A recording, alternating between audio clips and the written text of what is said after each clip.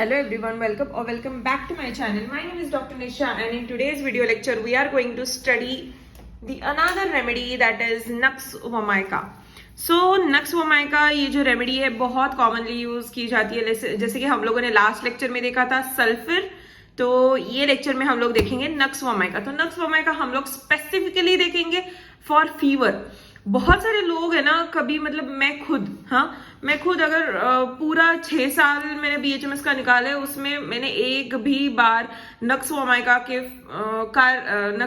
की remedy fever के लिए नहीं सोची, बिल्कुल भी नहीं सोची. But yesterday there was one of my colleague, वो बीमार हुआ and he gave me a call at night like 1 o'clock or something and I was in deep sleep only. तो कैसे वैसे मैंने उसका फोन उठाया and I just बोला कि हाँ what happened and क्या हो रहा है क्या नहीं हो रहा है, क्यों मुझे इतने देर में फोन किया. and he was like कि ना I am having fever like 102 fever है and मुझे बहुत ज्यादा ठंडी लग रही, इतनी ठंडी लग रही है that my tongue is literally ऐसे हिल रही है जैसे लग रहा है और बहुत हेवी भी हो गई है and I don't know what is happening to me, but बहुत ज्यादा ठंडी लग रही है जैसे कि आइस में हूं मैं. सो आई वाज लाइक कि okay wait then and I was like कि क्या करूं and I just hung the phone up, right. Then again he give me a call within 5 minutes. He was like कि कुछ सोचा क्या, बता दे क्या हुआ मुझे, क्या दे रही है मुझे. I was like wait let me think. तो मैं थोड़ा सोचने लगी क्या हो रहा है. फिर मैंने अपना मुंह धोया and then I ask him some questions like क्या हो रहा है. तो वो बोला कि कल मेरा पेट खराब था, मैंने कुछ बाहर का खा लिया था and suddenly the fever has started. So suddenly fever has started, तो मैंने ना पहली बार सोची कि एक्ोनाइट दे दूं, लेकिन फिर मैंने सोचा कि नहीं चलो गैस्ट्रिक कंप्लेंट्स भी है ना, उसको थोड़ा डायरिया भी हो रहा है उसको, फिर उसको है ना एसिडिटी का तकलीफ भी हो रहा है, फिर उसको है ना बहुत ज्यादा ऐसे यूरिन के टाइम पे भी थोड़ा बहुत ज्यादा जाना पड़ रहा है एंड ऐसे उसको लग रहा है कि यूरिन भी ठीक से नहीं हुई है. तो आई वाज लाइक कि क्या हो रहा है इसको. फिर मैंने ना गैस्ट्रिक कंप्लेंट्स के लिए नक्स वोमाइका खोला and what I was looking is कि डायरिया का सिम्टम्स कवर करे, उसका एसिडिटी का सिम्टम्स कवर करे, इंडाइजेशन का दैट इज, तो वो सिम्टम्स कवर करे एंड फीवर भी कवर करे. I was looking for this particular remedies in a repertory. तो there was only 1 3-mark remedy given in that repertory is nux vomica. So I was like shocked कि Nux vomica really it is given for fever. So then I have read the Boric and this book which is written by S.K. Dubey. तो फिर मैंने तब जाके पता चला कि है ना Nux vomica is also wonderfully act in fever. Like I was reading for exam purpose कि हाँ चलो Nux vomica पढ़ते हैं, it is given for gastric complaint, that's it. लेकिन नहीं, Nux vomica is more than which we have learned. So yesterday I came to know that Nux vomica we can give for the intermittent fever. So that only I am going to share with you guys. So Nux vomica is given for gastritis, gastralgia and dyspepsia.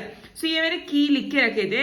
This is the person to which I am treating and I am not going to take his name because he might be watching my lectures.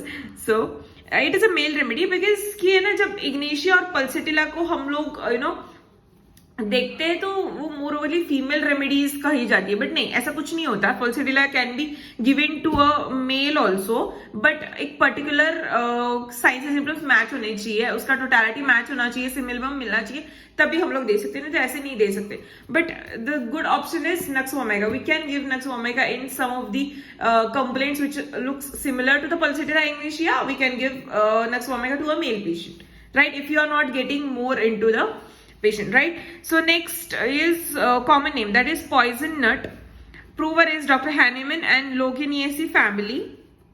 Clinically it is given for alcoholism, anger, apoplexy. This is the clinical purpose which we give on. The sphere of action हम लोग देख लेते हैं. तो sphere of action is although every organ is susceptible to the action of Nux vomica, it predominantly acts on the spinal cord, motor neurons and sensory system, brain, gastrointestinal tract, respiratory organs, cardiovascular system and genitourinary organs. So इस सब पे ही act करती है. It is also acting on a skin, ठीक है. तो हाँ, इसमें देखते हैं फीवर का, देखते हैं पहले तो फीवर। सो नक्स ओमेगा की जो फीवर है, ये कैसे टाइप का फीवर है? तो Nux vomica is particularly indicated intermittent fever during intermittent fever full stop.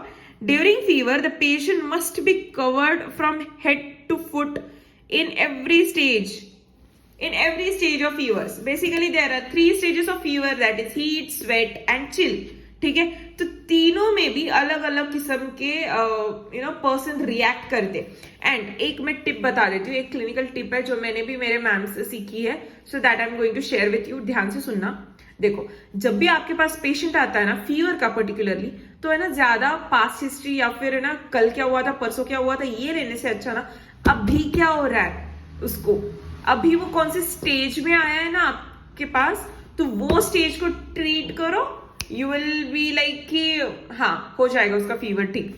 अगर वो मेरे पास हीट स्टेज में आता है, I will be seeing the science and symptoms at the heat stage. मैं नहीं पूछूंगी उसको कि चिल स्टेज में क्या हुआ था, फिर स्वेट स्टेज में क्या हुआ था। No, I will not take that efforts to ask this thing, but I will take definitely this efforts की है ना अभी के स्टेज में तुझे क्या हो रहा है। I will take very minute detail कि ये स्टेज में क्या हो रहा है उसको। वो थर्स्टी है, वो रेड दिख रहा है, वो शिवर कर रहा है, वो बहुत ज्यादा गर्म हो गया है, वो बहुत ही ज्यादा फ्लश्ड अप दिख रहा है, वो मतलब ऐसे कड़कड़ कर रहा है, शिवर कर रहा है, ट्रिमर्स है उसको, या फिर वो एपिलेप्सी में है, डिलीरियम में है। ये सब कुछ मैं माइन्यूट डिटेल देखूंगी अभी के पर्टिकुलर स्टेज पे, and then I am going to treat that particular stage. And देख लेना वो फीवर फिर से आएगा ही नहीं। If you will treat one stage you will be fine, you will good to go, but you should know कि exact what potency to give, and you should know what exactly the repetitions to be given to that particular patient, right? Then fever में देखते हैं नक्स omega के, ये हर time पे इसको covering चाहिए रहता है। जैसे मैंने आपको मेरे फ्रेंड का बताया, he needs covering completely। उसको 1 or 2 फीवर था, he was so hot, so flushed up, still he was required the coverings. वो 3 ब्लैंकेट लेके सोया था। कैन यू इमेजिन 3 ब्लैंकेट्स कितने हेवी रहते, कितने वार्म रहते, फिर भी उसको ठंडा लग रहा था। He was like telling me literally कि मैं आइस में हूँ ऐसे लग रहा है, मेरे पैर इतने कोल्ड, इतने चिल लग रहे हैं कि मैं आइस में हूँ ऐसे लग रहा है उसको।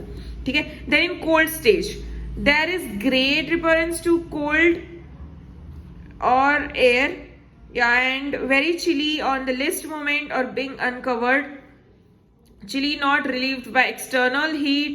During chill stage there is excessive rigors and shuddering।